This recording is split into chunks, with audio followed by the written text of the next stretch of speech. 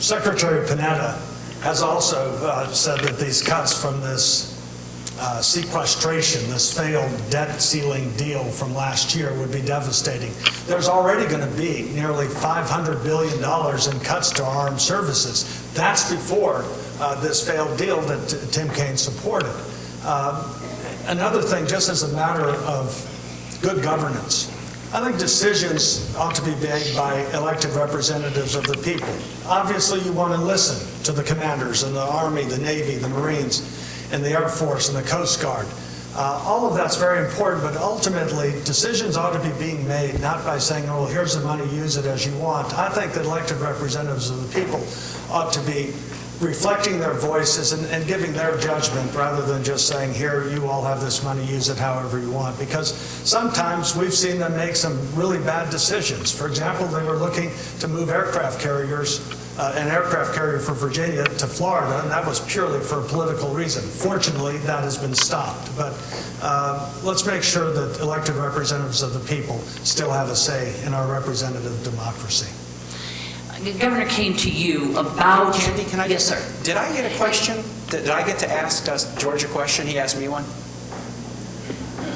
Oh. I just like to say it takes a lawyer to understand these rules. Sorry. Let's do that now. Tim is correct. They know, we don't have any zeros here to throw a flag on. I also don't have a clock, I'd just like to say. Like oh, you notice when there's 30. Yes, I'm sorry. You're absolutely right. No problem. George, when you were in the Senate, one of the things that you voted on, it was a very good piece of social legislation in some ways, was the expansion of Medicare Part D, taking the Medicare program and expanding it so that seniors who are Medicare qualified could get prescription drugs. That's such an important part of medical care. That was an important initiative. But when you voted to pass it, you didn't pay for it. The program cost about $400 billion in its first 10 years and is estimated to cost about $1 trillion in its next 10. Why didn't you pay for the program? Well, Tim, I was for it because I thought modern medicine, you ought to treat someone with medications if they have high blood pressure rather than treat them afterwards when they have a stroke. There are a lot of provisions in there, and some of the folks on your side wanted to spend even more on it. But I thought this was an improvement in that there's competition, there's choice, it's come in under budget.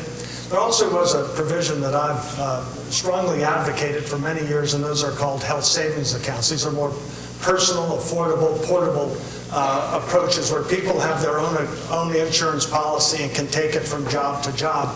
And I think that's the way we ought to be going in healthcare, where people own their own policies, make their own decisions, rather than having it determined by an insurance company, the government, or an employer. And so, you know, Tim, in those days, it was right after 9/11. No one's going to be raising taxes on our weak economy.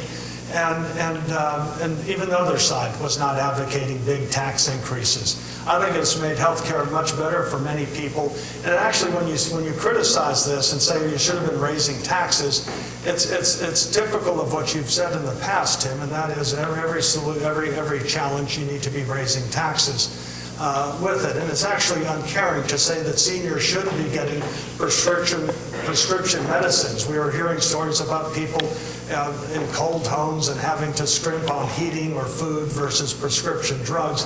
And it's similar to the approach that you took as governor, where you're actually proposing tax increases that would be hitting people earning as little as $17,000 a year. So yes, we passed that measure. I think it's improved people's lives. I think it's brought more competition. There's more choice, and it's enhanced health savings accounts. And one of the best things we could do to keep it going is to repeal that health care tax law. And the last thing we need to do is be raising taxes like you did on people earning as little as earning as little as $17,000 a year. I think George's answer just exemplifies really the heart of this election. George is running for re-election to the United States Senate.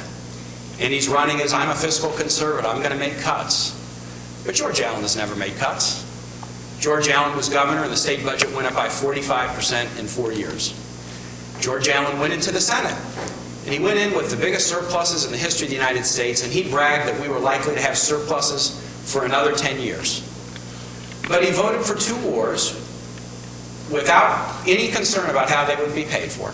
He voted to expand Medicare Part D without any concern about how it would be paid for. He voted for expensive tax cuts, not caring how they'd be paid for.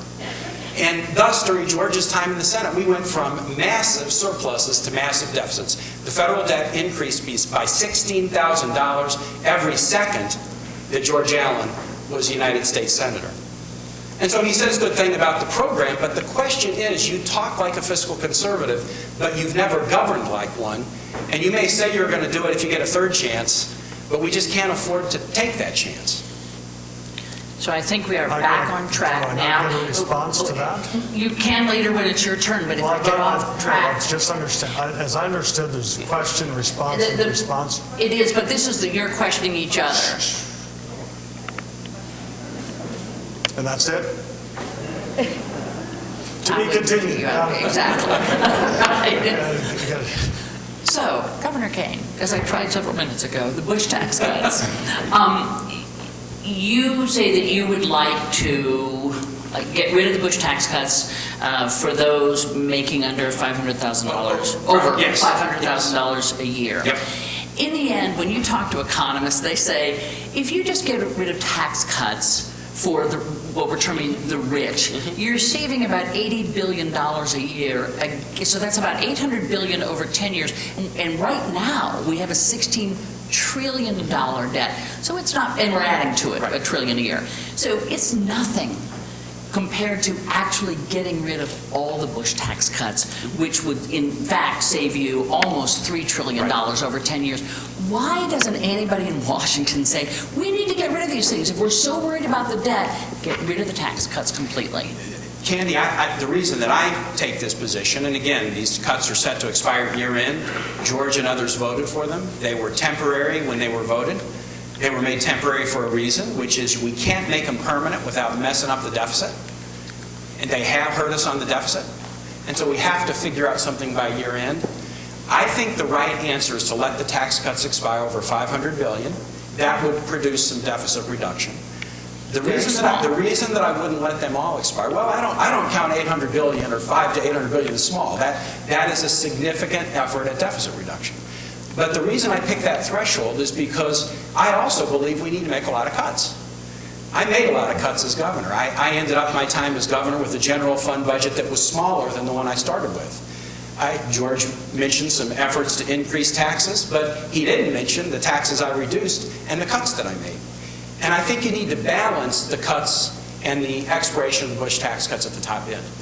When we make cuts, and I think we should be making $2 or $3 of cuts for every dollar of revenue, I mean, let's face it, the cuts are going to fall hardest on lower and middle income people.